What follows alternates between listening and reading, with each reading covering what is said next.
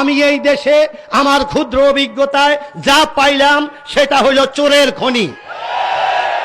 আমার ভাইয়েরা, আওয়ামী লীগের শাসন আমল সর্বপ্রথম এটা বঙ্গবন্ধুর নিজের মুখের কথা, আমি চোরের খনি পেয়েছি।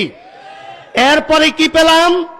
আপনারা আসেন দ্বিতীয় বৃহত্তর ক্ষমতাধর হুসাইন মোহাম্মদ এরশাদ সাহেব, তিনি 9 বছর প্রায় ক্ষমতায় ছিলেন, কিন্তু ওনাকে 9.5 বছর জেলখানায় থাকতে হলো কেন? এতই যদি আমাদের দেশের রাষ্ট্রপ্রধানরা ভালোই হন, তাইলে আবার 9.5 বছর জেলের থাকতে হলো কেন? এটা আপনারা বিবেচনা করবেন। এবং ওনার নামও ছিল স্বৈর শাসক হিসাবে। এবার আসেন, আজকে আমরা যে জাতীয়তাবাদের স্লোগান দিয়ে মুখের ফেনা তুলে ফেলি, ওই জাতীয়তাবাদের কথা বলি।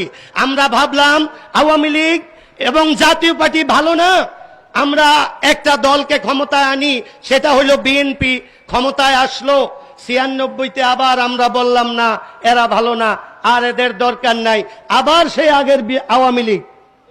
96 শেষ হয়ে 2001-এ ঘরে ঘরে আমরা গেলাম।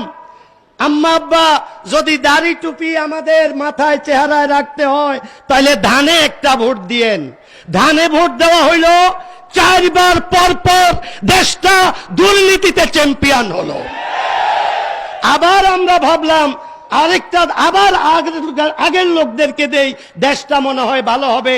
2008-এ আবার আওয়ামী লীগকে দেওয়া হইলো।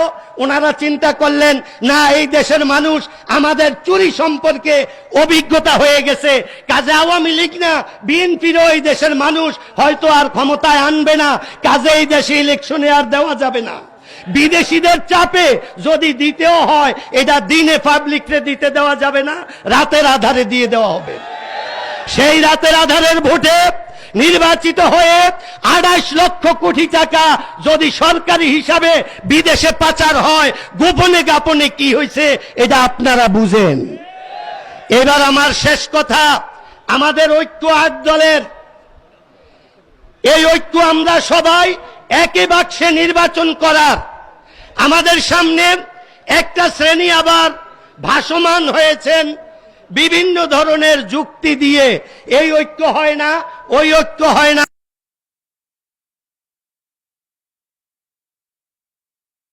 আপনারা তো শুধু যাদের ব্যাপারে কথা বলেন তাদেরকেই খারাপ জানেন না, পীর সাহেব চরমনাই তথা ইসলামী আন্দোলনকেও খারাপ জানেন, তাইলে আপনারা ভালো জানেন কাকে? এটাই আমার শেষ কথা। ইসলামী আন্দোলনকে কারা খারাপ জানে এটা আমি আপনাদেরকে শুধু জানিয়ে দেই। বাংলাদেশে কোন ইসলামী আন্দোলন, ইসলামী দল নাই যেই দলটা 2 ভাগ 3 ভাগ 4 ভাগ কোনটার ব্যাপারে খবর পাই এটা 5 ভাগ হয়ে গেছে। একমাত্র ইসলামী আন্দোলন আছে যারা আজকে প্রায় 35 বছরেও এখনো একক আছে এবং এটা একক থাকবে। এই জন্য যে কিভাবে ইসলামী আন্দোলনে ফাটল ধরানো যায় সেই চিন্তায় তারা লিপ্ত। আল্লাহ বুঝার তৌফিক দান করুন। সম্মানিত হাজিরিন, ওরা